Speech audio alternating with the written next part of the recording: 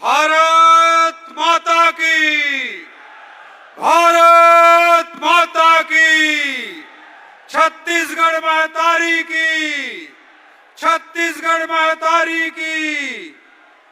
आज हमार रायगढ़ जिला आसपास के जम्मू जिला ले आया जतका हमार भाई बहनी जवान साथी मला, दीदी बहनी माता मला, सियान बोबा दादा मला, सब जन ला मैं जय जोहार करत हो, मैं सब जन ला पलगी करत हो, सब जन ला प्रणाम करत हो।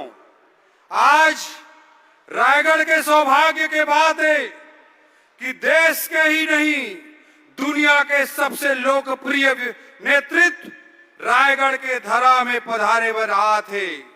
हम सब जन के सौभाग्य के बात है कि आदरणीय नरेंद्र मोदी जी हम सब जन के बीच में उपस्थित होके हमारे रायगढ़ क्षेत्र और आसपास के जिला के जनता जनार्दन ला संबोधित करी। आज मोदी जी के नेतृत्व में भारत के डंका पूरा दुनिया में बजा थे। आज अमेरिका के राष्ट्रपति मोदी जी के ऑटोग्राफ ले तरस थे। एक समय रही से जब भारत के प्रधानमंत्री इंदिरा गांधी जी ला अमेरिका के राष्ट्रपति वेटिंग में डाल दे रही से, इंतजार करा दे रही से। आज वही देश के राष्ट्रपति जियो बाइडेन ऑटोग्राफ ले तरस थे और वही देश के राष्ट्रपति हर के कंधा में मोदी जी हाथ मार के भी चलते।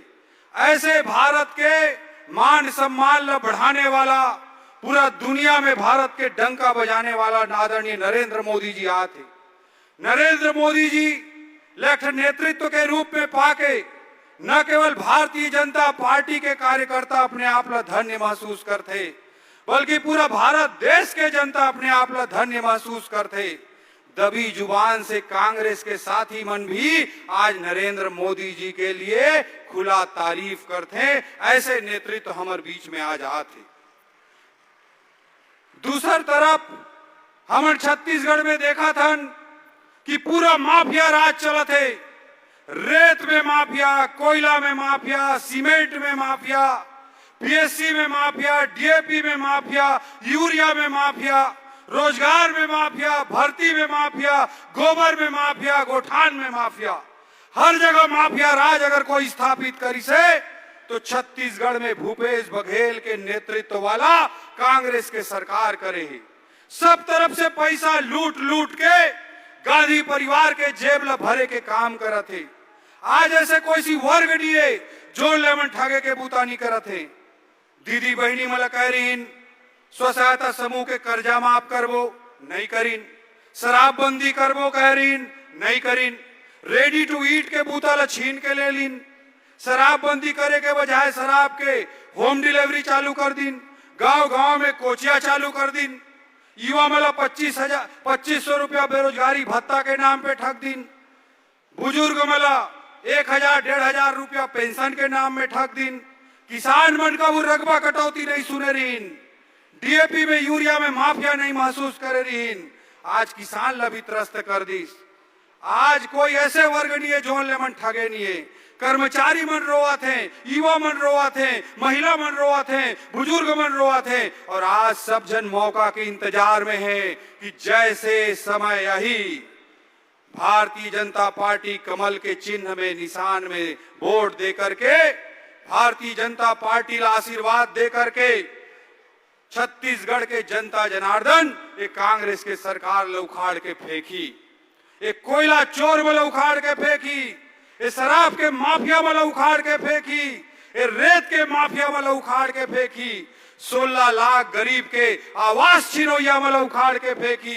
ये छत्तीसगढ़ के भाई बहनी मन बना चुके हैं। आज वही बात के हमारा इंतजार है और पूरा प्रदेश में नारा लगा थे, औ नहीं सही वो बदल के रही वो। ये नारा पूरा छत्तीसगढ़ में लगा थे। आज सब जन यहाँ उपस्थित हो या सब जो दृढ़ संकल्प ली कि 2023 में एक कांग्रेस के माफिया वाली सरकार ला उखाड़ के फेंकबो, एक अच्छा सरकार बनाबो। जो न छत्तीसगढ़ महतारी ला सही मायने में आगे बढ़ाए के काम करते, जो न 15 साल में छत्तीसगढ़ ला आगे बढ़ाईस और कांग्रेस ला उखाड़ के फेंकबो और 2024 के आते आते नरेंद्र मोदी जी ला हैट्रिक तीसरी बार प्रधानमंत्री बना के रहबो।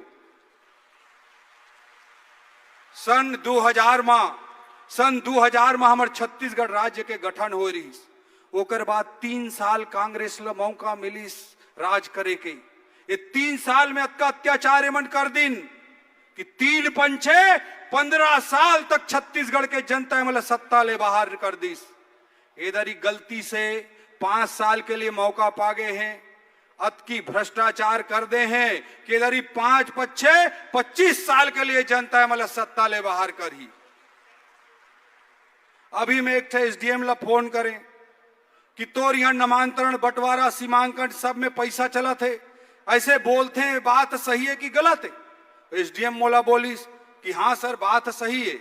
तो मैं कही युवा उम्र है, अच्छा काम कर, अच्छा नाम कमा, ये पैसा कौड़ी के चक्कर में का पड़ गई? तो बोलिस तू मन के भाजपा के सरकार रही साहब, तब महू अच्छा काम करके नाम कमा, अभी तो मंथली रिचार्ज चलते और बीच बीच में टॉपअप कराए वाला।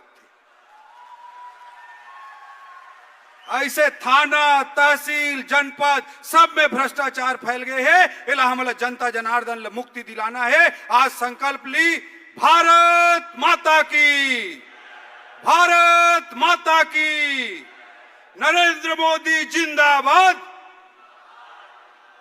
नरेंद्र मोदी जिंदाबाद। जय हिंद, जय भारत, जय छत्तीसगढ़।